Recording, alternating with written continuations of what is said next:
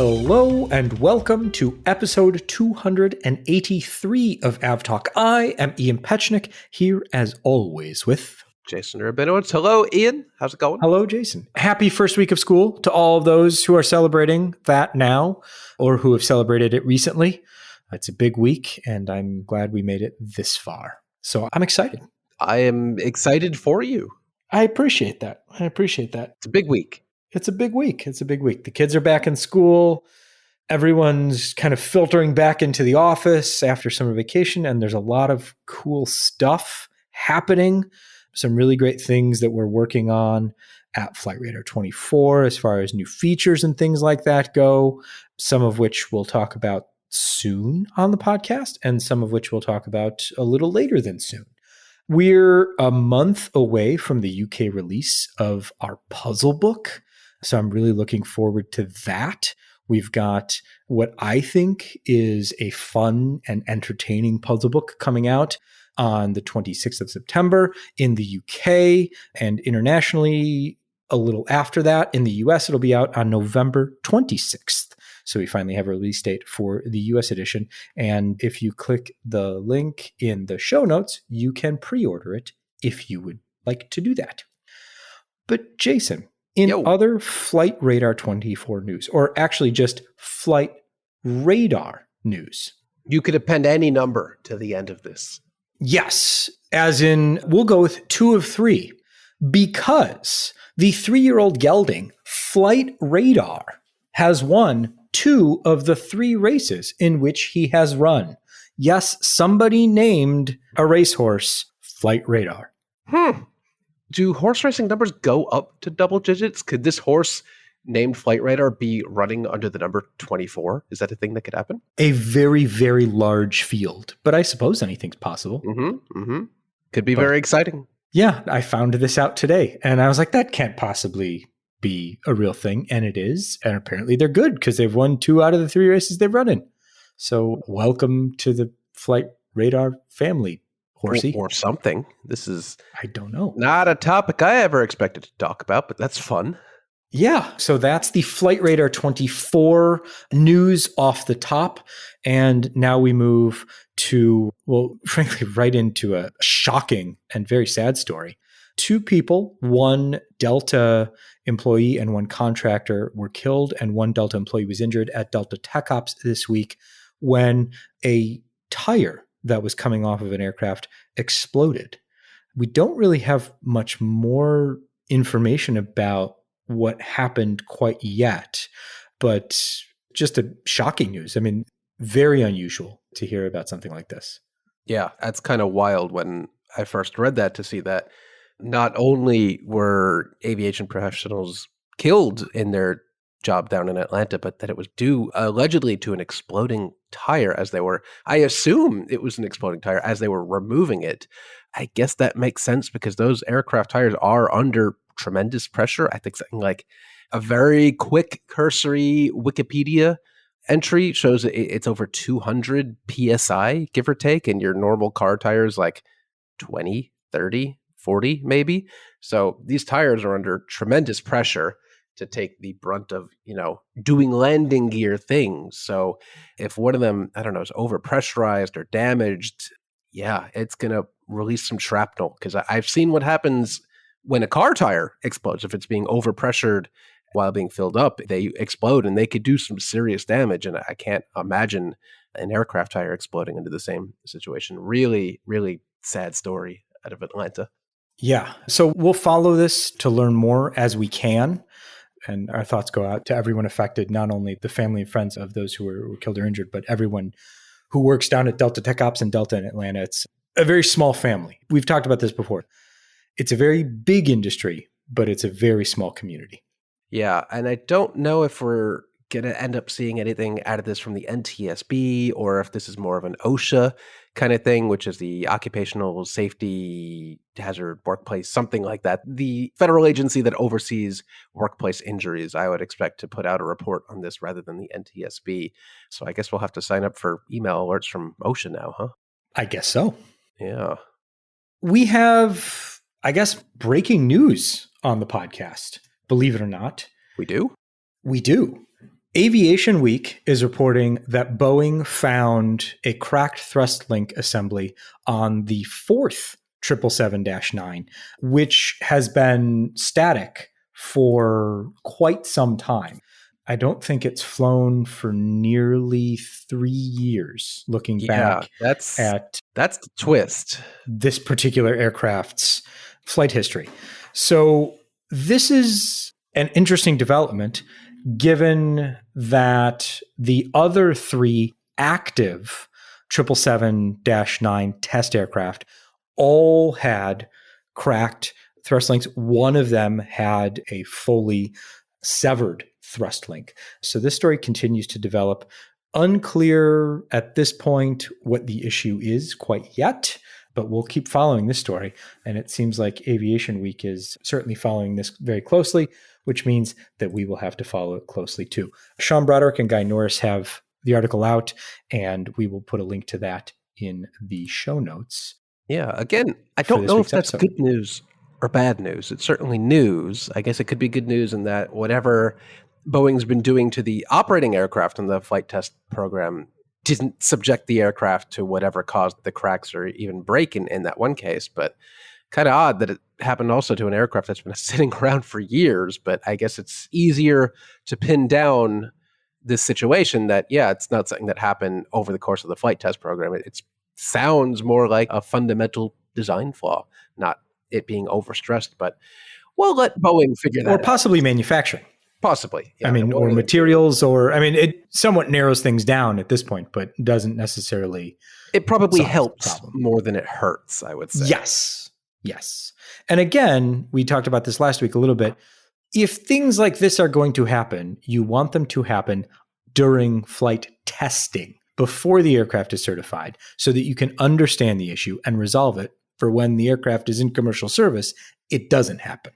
Yes, Boeing does not need another in-service grounding of its aircraft. We've already had a number of those. We don't want another one. So now's the time. Yes, now is certainly the time. Let's stick with Boeing and discuss Dominic Gates' fantastic article that was in this weekend's Seattle Times. We've discussed Dominic's work on a regular basis because he is one of the closest followers of Boeing in the world, and certainly in Seattle. And he put together a fascinating article, very in-depth. I should say it's Dominic Gates and Paige Cornwell reporting. So they both worked on this to put together a minute-by-minute timeline almost of how the door plug in the Alaska Airlines 737 MAX 9 that blew out after departure from Portland got in the state it was before it blew out. They go into Boeing's internal records. They go into NTSB records that were redacted that they got original copies of. And they put together a fascinating timeline. And I'm not being glib when I say that a lot of what happened comes down to the person who knew what they were doing taking 2 days of vacation time. Yeah. So a brand new 737 MAX almost blew itself out of the air because one person took 2 days of vacation time. And it turned out that simply no one else at the Boeing Corporation knew how to do the thing that needed to be done. And this is the end result.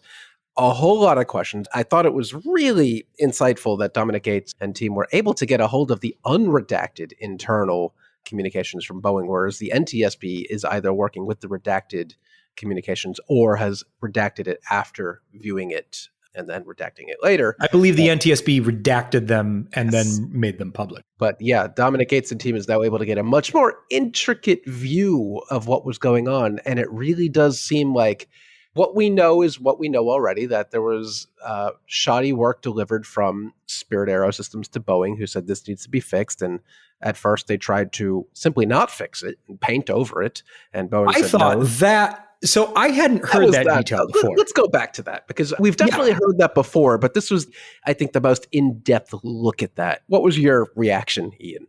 Well, I had either missed that previously or just kind of glossed over it. But not quite to this level of detail. So I'm looking at the timeline, and we've got a link in the show notes to the article, which is well worth a very careful reading because it's a fantastic piece of journalism. The fuselage arrived on the last day of August last year. It entered the factory on the 1st of September, where there were 5 flawed rivets on the frame ahead of the left door plug. And Boeing said, hey, can you fix these rivets? After Boeing inspected the aircraft, they said, okay, install the insulation blankets for now and keep things moving. Boeing then inspects that work and says, okay, let's keep things moving on the 6th. On the 8th, the Spirit team gets around, looks at the rivets and says, they're fine, and paints them. What? Probably not what Boeing had in mind here. I guess it's not Spirit's call to say these are fine versus these are not. If Boeing is saying these are not fine, it's Spirit's job to fix them, not to determine these are fine and then paint over the problem. That's some real New York City landlord nonsense. I was going to say, they got the landlord special. Boeing got the landlord special. We're going to paint over it. There's going to be a lump in the wall. You're not going to know what it does, but we painted over the problem. That's a New York City landlord special. But painting over the rivets, is that something that they ordinarily do? Do you paint rivets like that? I guess. I don't know. But yeah, we knew that in the past, but not to this degree. That's disappointing. So 3 days later, some right-headed person at Boeing looks at it and goes, what the hell? No. And says, okay, Spirit, get in here and fix this. And so it goes up from a regular work request to a second level request. Then this is where things get, I think anyone who's worked in a large bureaucracy is going to find this completely understandable, but also very maddening. Because then a Spirit manager tells Boeing that the door plug needs to be opened before the mechanics can work on the rivets. Boeing says, okay, we'll coordinate the access so that somebody can come and open the door. Then the rivet rework gets elevated to a third level manager because they're dealing with opening the door and the airplane still needs to be assembled and they're moving on. And then a Spirit contractor the following day, so we're at the 18th already, a Spirit contractor goes to see if the door is open. They've got the stand to hold the open door in place, but the door hasn't been open. So they go away. They come back and the door plug has been opened, but no one knows who opened it. And there's no documentation that the door plug was ever opened. And therefore, later on, when we get to that point, there's no documentation that it was ever closed because you need documentation saying it was opened to have documentation to say it was closed. This is also where it gets a little insightful that we haven't heard before, that the article goes into detail that a specialized door crew in Renton of about 20 to 25 mechanics covering 3 assembly lines is dedicated to the work of rigging passenger cargo and other doors. They only work the first shift. That's 5 a.m. to 1:30 p.m. Then they are the only mechanics who are allowed to work with doors. And according to the article, even they rarely ever deal with a door plug. Boeing manufacturing records that Dominic Gates and team was able to get a hold of said it was only done 4 times in 2023 and 1 time 2022, twice in 21. So this is actually a rare occurrence that Boeing has to remove the door plug to do some sort of work and then reinsert the door plug. But apparently, and this is the real kicker to the article, it goes on, and I quote, a 35-year veteran on the door team told NTSB investigators that he is, quote, the only one that can work on all the doors, end quote, and he was typically the only mechanic who could work on door plugs. That is where I pause to kind of contemplate what is going on here. That you have a small team of 25 people who work with doors, which I guess is fine, but you have one single solitary person who can work on the door plugs at Boeing. And that person just happened to be on vacation for 2 days, September 18th and 19th of last year, when the door plug happened to be opened and closed. And apparently no one else at Boeing knows how to work that door plug. Ain't that something? I mean, I thought that was fascinating. And I think the other thing that went into this is also very interesting and completely understandable, where you have people that are in different parts of the process, whether they're Spirit managers, Spirit mechanics, Boeing managers, Boeing mechanics, who are all under different pressures to make sure that this aircraft continues to move through the factory. And they quoted the, I guess, text messages or kind of internal short messages on Boeing system from one of the Boeing floor managers saying, okay, we need to keep this airplane moving. It needs to get done today. What's going on? And they sent a couple of mechanics in there. And then both of them were like, we don't know how the door got open. That's the most interesting part, I think, is that the article goes into some of the quotes from the NTSB interview. And let's see, and I quote, the trainee said the doormaster lead told him to check on the computer whether the plane was a MAX 9. And that's important because a MAX 9 has the door plug, a MAX 8 does not. And if it was a MAX 9, quote, don't even bother heading down there and go back to what I was doing. They go on to say the doormaster lead told investigators he didn't want his team dealing with the door plugs. The quote goes on to say a door plug doesn't have a handle, so it's got things, weird bolts that go through. It continues, door plugs take special tools, which I do not know what the guys use to take it off. The quote ends by him saying, I don't mess with them.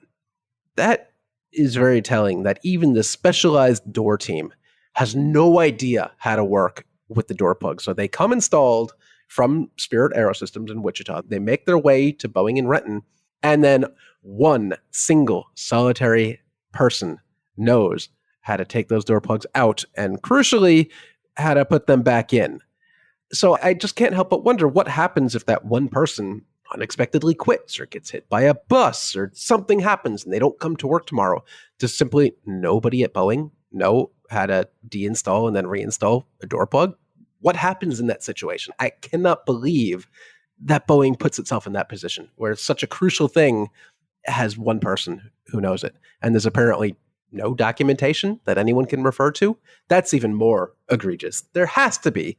Either there isn't any documentation or Boeing's employees don't know how to access it. And I'm not sure which is worse. Yeah, I mean, that was my big takeaway from this article. I mean, other than understanding kind of how all of this unfolded, was that it seems to me like somebody should have been able to go into some sort of system and say, I need to remove the MAX 9 aft door plug.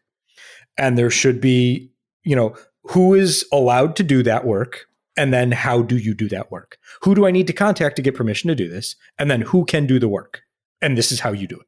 Yeah, that'd be real helpful. And we also learned, speaking of only one person knowing a thing, the NTSB, we know, has been unable to interview the manager of the door crew who was working that day. And we only heard they were on medical leave. They're on medical leave. We can't talk to them. And now we know, apparently, that they suffered a serious stroke last fall after the work was done, but several months before the Alaska flight. I don't think we quite knew that detail. And I think I think that's a new detail as well. That's a new detail. Yeah. So that explains a lot. I was wondering, how is someone this important to this investigation on medical leave for so long that they are unable to talk to the NTSB at all? Now we know, and that's really unfortunate, but also goes back to the point of you can't have just one person who knows how to do something so critical, because maybe they suffer a stroke and they never come back to work, which is exactly what we saw here with the manager of the door crew that potentially improperly removed and then reinstalled improperly the door. Man, this is an onion. All of this goes to say is that we still don't know how the door got removed or returned to the state in which we found it, or the state in which it was before it blew out of the airplane at 16,000 feet. Somebody knows. Somebody knows who did that work, whether it is someone who was observing it or someone who did it themselves, and they are not coming forward. And that is not great. This work didn't happen on its own. Somebody did it. And again, it is not the NTSB's job to blame anyone or to figure out exactly who did it and then punish that person. That is not their job. But somebody isn't telling the truth here. Somebody did this work and isn't saying, hey, this was me. If it only happens 1 to 4 times per year, that person's going to remember doing it. And that person isn't coming forward right now. And I really wish they did, because they'd probably get a slap on the wrist. They would get some training. At this point, they're not going to get fired. They're not going to get tossed in prison or anything, but they know who did it and they're not coming forward.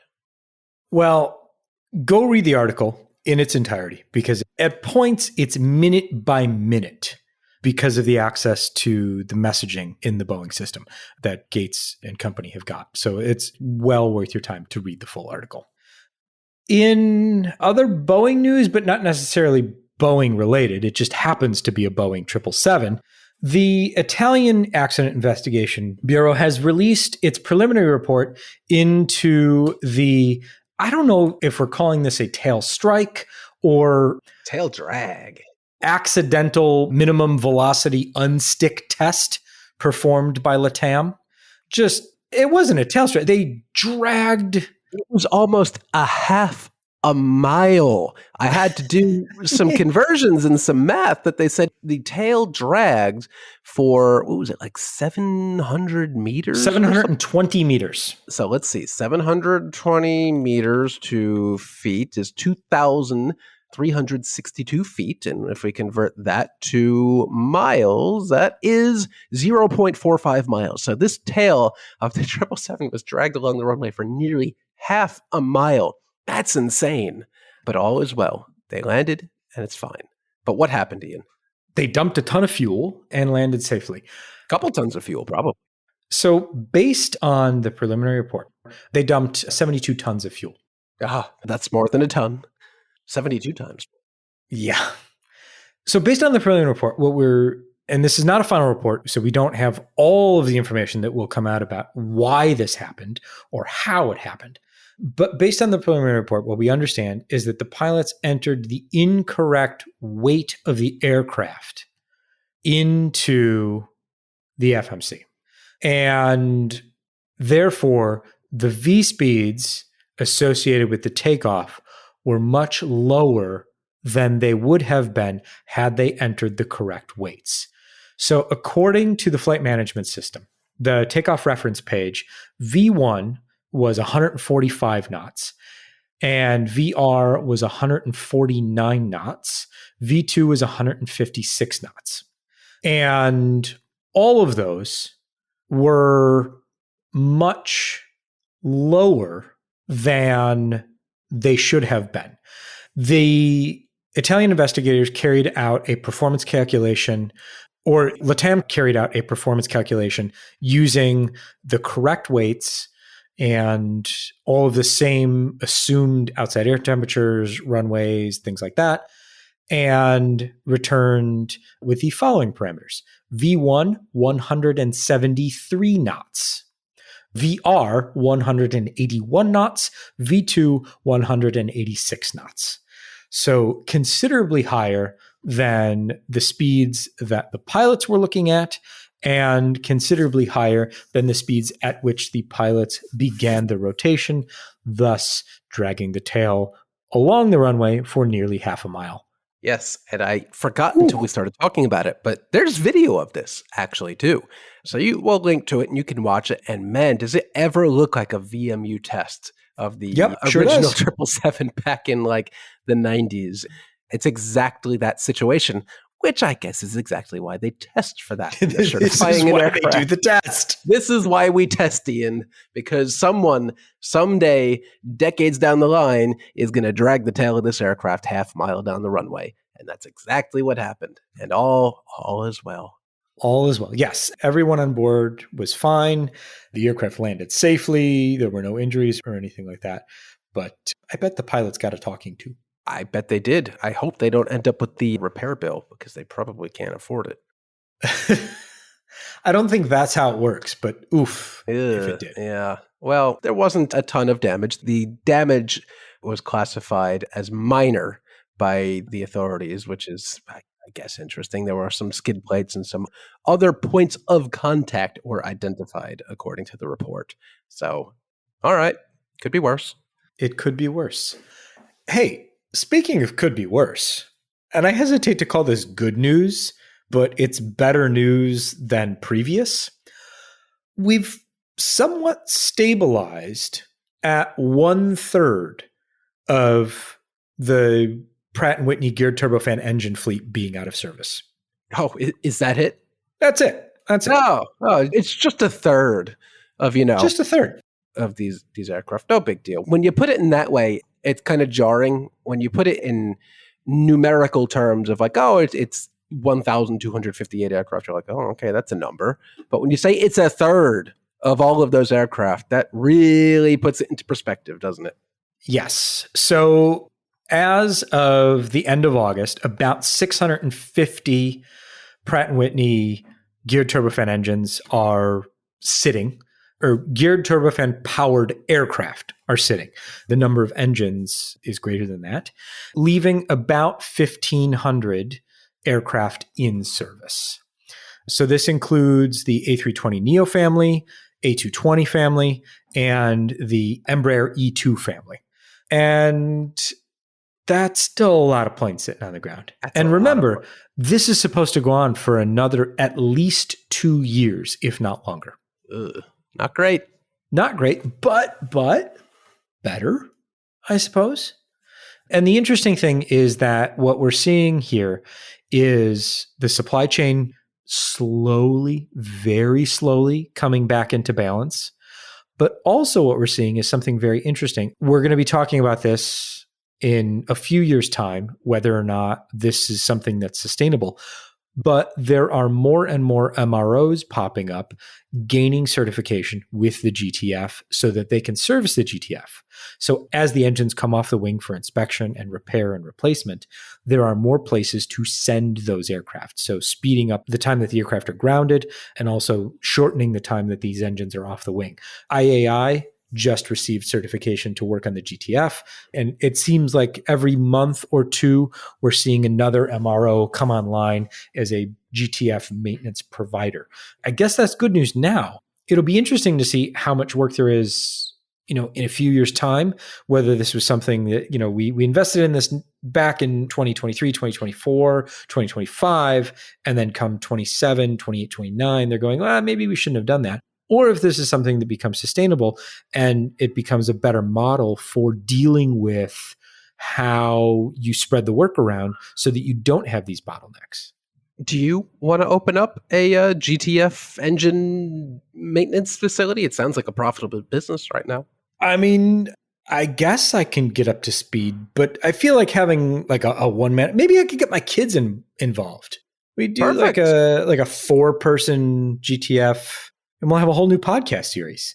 Ian learns how to fix an engine. Yeah, that'd be great. You'd have really great business for a little while, at least. For a little while, at least. Think of it. You have a third of all of those engines in the world at your disposal. There you go.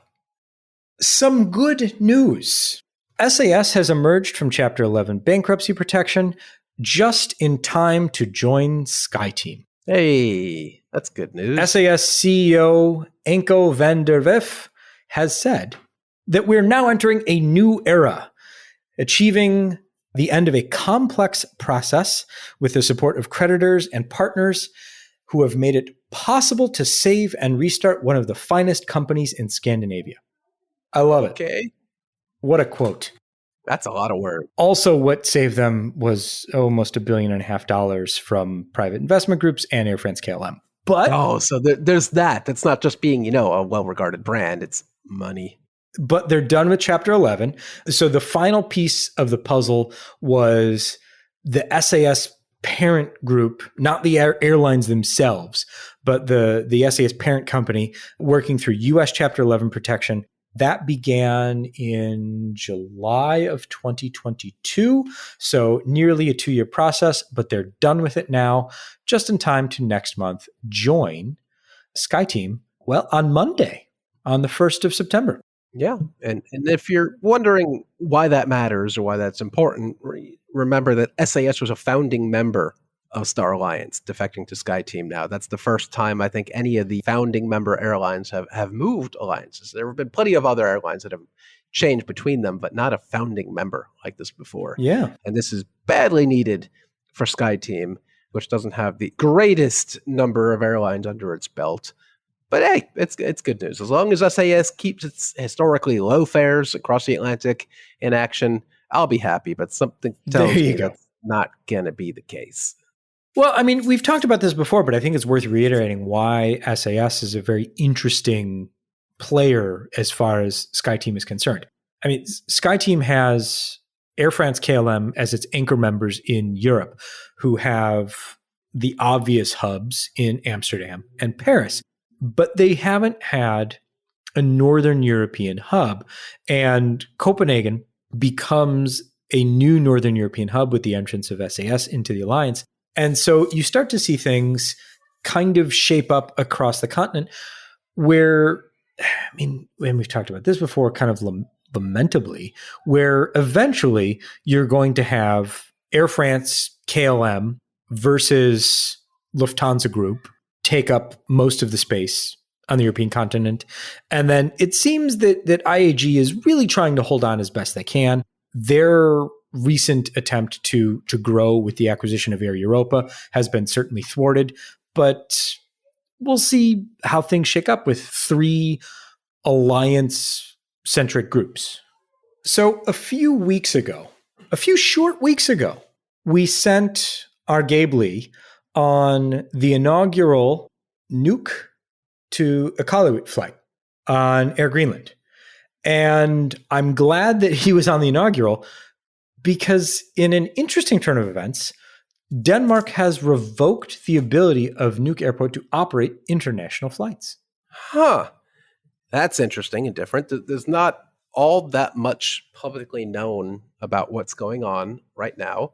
There's some local reporting saying that it's something about airport security. We don't really know what, but apparently security and customs was not all that tight at the new airport. There were reports of people just kind of walking in on an inbound flight and not going through customs or immigration and just leaving the airport, which is not great.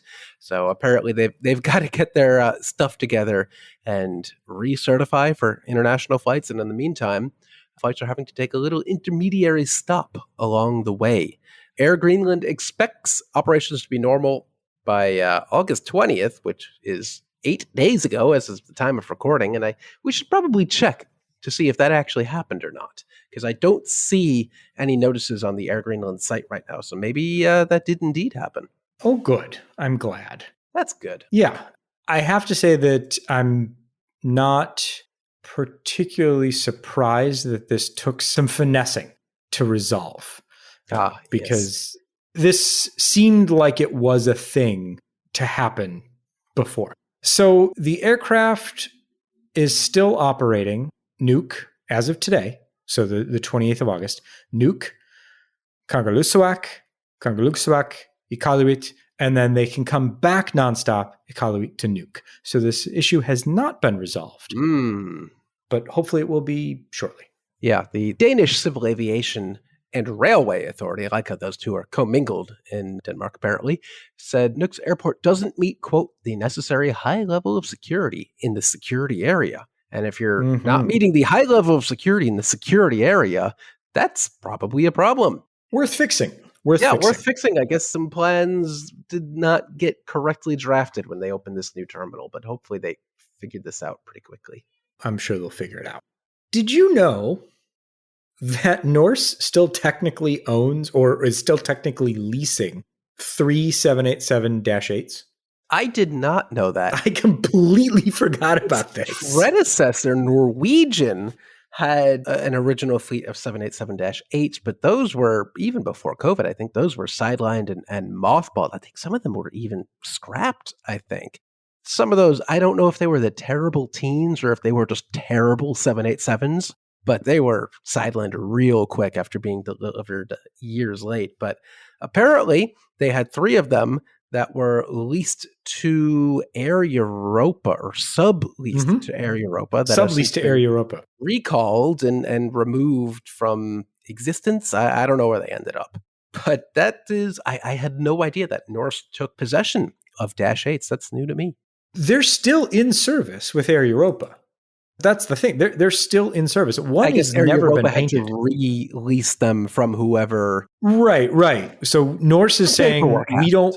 Exactly. Paperwork happened. Norse is saying we don't want to deal with these anymore. We only want to deal with 787-9s. I assume what this is that they probably had some compliance costs keeping these as part of their portfolio. They probably had a bunch of compliance costs, which were a pain. And they were like, all right, let's get rid of these. You guys, if you want to keep the aircraft, you take care of all of the paperwork and leave us out of it. I'm assuming that's what happened. Sure. The other thing that I want to talk about with Norse is that they're going to lease out a big chunk of their fleet, basically beginning in the fall and over the winter season. And this is interesting to me because, again, we've talked about Norse as jokingly at first, not Norwegian 2.0, because on the face of it, they seemed like Norwegian 2.0. Very similar business model, very similar route structure, very similar aircraft because, well, they were the old Norwegian 787s. But they've done things differently as far as which routes they've chosen, how they've flown them, the things they offer on board, things like that. And the other change that they're going with is basically saying, look, over winter, we understand that things are going to be a bit slower for us. So we're going to take advantage of the fact they're not saying this. This is me saying this part. We're going to take advantage of the fact that Boeing can't really deliver enough aircraft. And we'll talk about that in our next story too, that we can lease out these 787s, not have to worry about coming up with a route network that makes sense over the winter. Lease these out to airlines that have already sold flights and need more capacity. And then we'll take them back and put them on the summer market. And that is a direct contrast to Norwegian's, let's try and come up with some bizarre routes that we might sell a couple tickets on and see what sticks. All right. That's one way to do it. I mean, it seems like the people at Norse have an idea of what they're doing. Yeah. Well, they're still here, right? So far, they're still here. There's a lot of things that are fraught with their business model for sure. But it seems like they're figuring things out fairly well as they go. On the other side of things is Malaysian Airlines, which isn't in any danger of going bust because that would be a black eye for the state there. So they've got that backstop. But they also are greatly reducing their schedule because they, A, need to maintain their planes, and B, need new planes that they can't get. Yeah, and to clarify, Malaysia has 20 A330neos on order. A trio of A350s left to be delivered. I think those are actually coming from SAS to come full circle back from that previous story, but also a lot of 737 MAX 8 aircraft, which we know where no airline in the world is taking as many of those as originally anticipated or hoped. So MAS is having to really drill back its schedule. They put out an important update titled Malaysia Aviation Group Prioritizes Fleet Reliability and Operational Resilience on the 24th of August. They deeply regret the significant inconvenience the flight cancellations will have on its passengers. That's unfortunate. Yet another airline falling victim to, I'm air quoting here, supply chain issues, technical issues, and aircraft just not being delivered when they're supposed to. Yeah. Aircraft being delivered when they're supposed to in China. COMAC has delivered its first C919 to both China Southern and Air China in a joint delivery ceremony today, the 28th of August. So congratulations to China Southern and Air China for taking delivery of their first. That adds to the 7 China Eastern Airlines C919s already in service. So we've got 9 C919s in service. And Jason, I think you commented earlier today that you're itching to go fly one.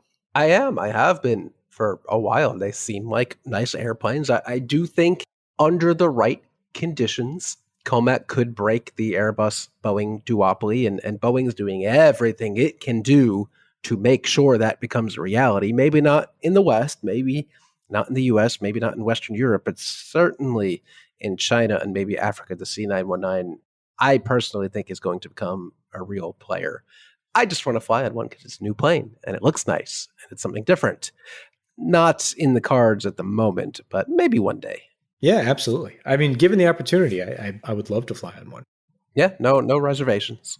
You know what I would not love to fly on right now? Well, it depends. How many months do you think you could stand being stuck in the International Space Station? Because if it's less than 8, I got bad news for you. Let's set aside the technical stuff for a moment. We'll come back to that in just a second. Can you imagine getting on top of a rocket in a spacecraft that has gone to space once before. Only partially successfully. Yeah. Saying, okay, I'm going to be the guinea pig for this particular rocket or this particular spacecraft. And I'm going to go fly this spacecraft up to the International Space Station. I'm going to stay for, I think they were scheduled to stay for what? 8 days. Few days. 8 days. I'm going to stay for a Beatles song. And then I'm going to splash down. And over the course of weeks and now months, be told that no, instead of 8 days, you're going to stay there for 8 months. Woo, I hope they didn't have anything in the fridge that might go bad after the first couple months. That's unfortunate. So NASA has made the decision, and I know we don't normally talk about space stuff, but this is Boeing here. But NASA made the decision commercial space is going to err on the side of caution and not return its 2 astronauts on Starliner. It will be apparently reprogrammed once again to return to Earth, hopefully successfully, but empty. And the 2 astronauts will return to Earth in February 2025 on one of the upcoming SpaceX Crew Dragon missions, which will now launch with only 2 astronauts instead of 4 because they need those extra seats. Really a huge black eye for Boeing here. And everyone really thought they had figured it out. They got all their software issues and bugs resolved. But nope. Apparently the reaction thrusters and all sorts of other minor issues are keeping Starliner from becoming the craft of choice to return these astronauts home. NASA really seems to be leaning heavily into lessons learned after the 2 space shuttle accidents. Yes. They don't want anything to happen again. They're playing on the side of caution, which is good and fine. But I don't know how Starliner comes back from this. But to your point, Ian, about flight testing, yeah, usually if you're flight testing I guess you would say a terrestrial aircraft that doesn't leave, planet Earth, you can probably eject and parachute down to Earth, and you're not going to be stuck in, I don't know, at 60,000 feet for 8 months. In this case, they are quite literally stuck there. And I think NASA no longer can say they are not stranded because they are. But they say they can still use Starliner in absolute dire emergency where they need to evacuate the space station, and it'll probably be fine. Yeah.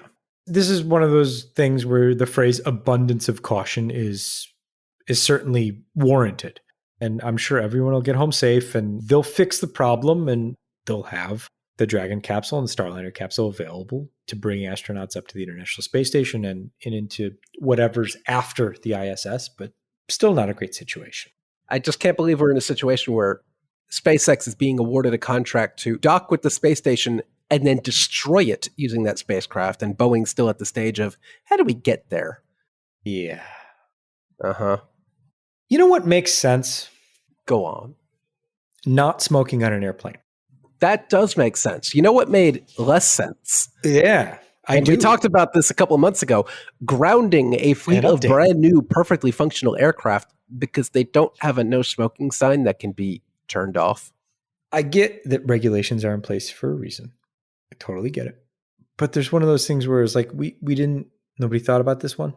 Nope, nobody thought about this one. But now someone has thought about this, and the FAA is changing the rules and regulations around what no smoking signs can and cannot do.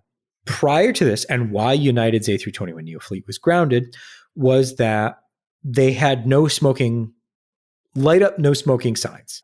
The rule prior to this was that the no smoking signs, if they were lighted, had to be able to be unlit or turned off. They're changing this to say if they're permanent, they don't have to be turned off anymore because you can't smoke on the plane at all. You can leave the sign on all the time. Yeah, this was the stupidest of stupid reasons to ground aircraft. This update comes to us from Seth Miller of PaxX.Aero, who's apparently on the forefront of no smoking sign. The forefront of no smoking lighted placard sign and the forefront of any government regulations. Yes, he has some bots that crawl through these findings, and he was the first to find this.